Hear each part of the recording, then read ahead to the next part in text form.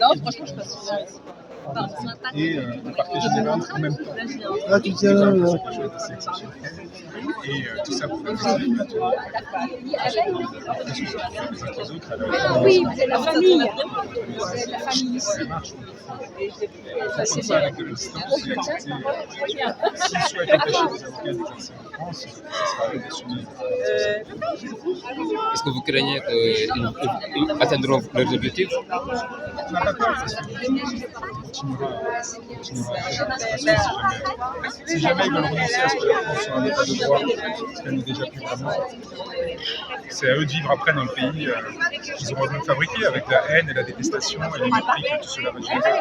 Et à un moment donné, nous, il faut qu'on soit aussi voilà, sans inquiétude et regarder avec un peu de distance et de hauteur.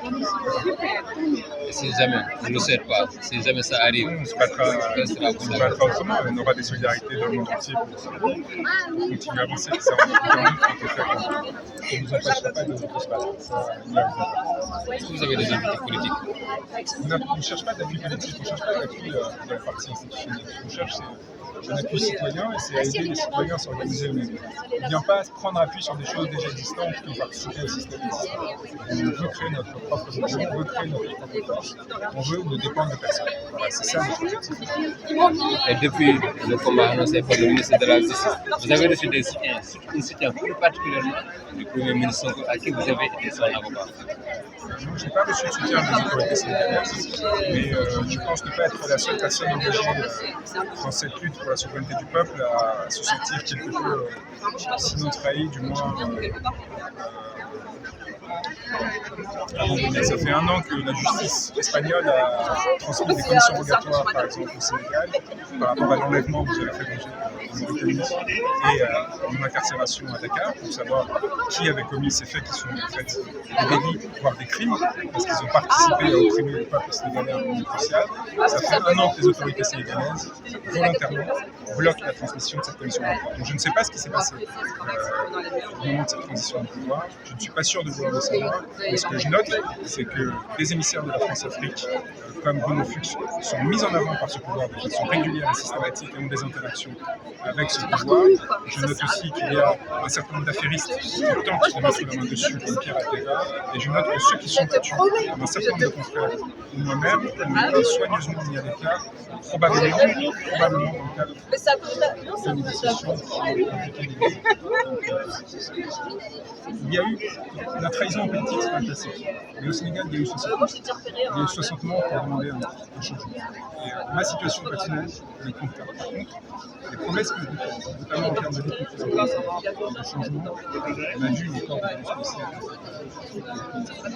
Celles-ci se sont faites sur le sang de jeunes Sénégalais.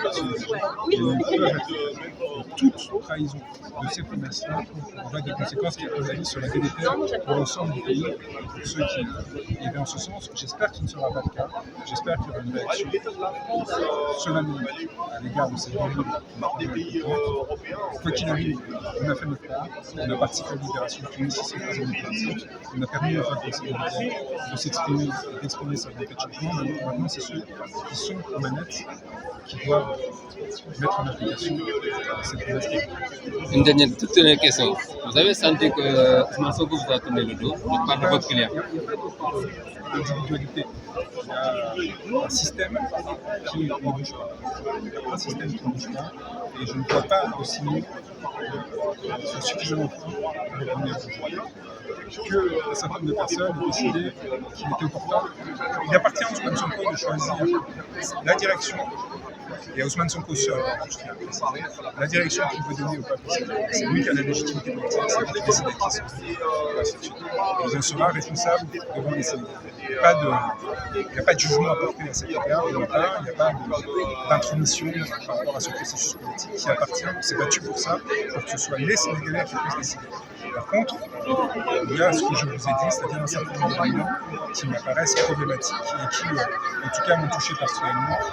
Je ne m'attendais pas qu'alors qu'on a réussi à obtenir la désignation de juge d'instruction d'Espagne, ce qui n'est pas évident, alors qu'on a porté des procédures dans la CPI et en France pour lutter contre l'impunité, à ce qu'il n'y ait aucune faute aucune forme de soutien quelconque à l'égard de ces marches, et au contraire, on est chercher les emplois. Et cela, il m'apparaît que c'est une question fondamentale qui mérite d'être posée. Merci. Merci beaucoup. Merci. Bon courage. C'est sérieux.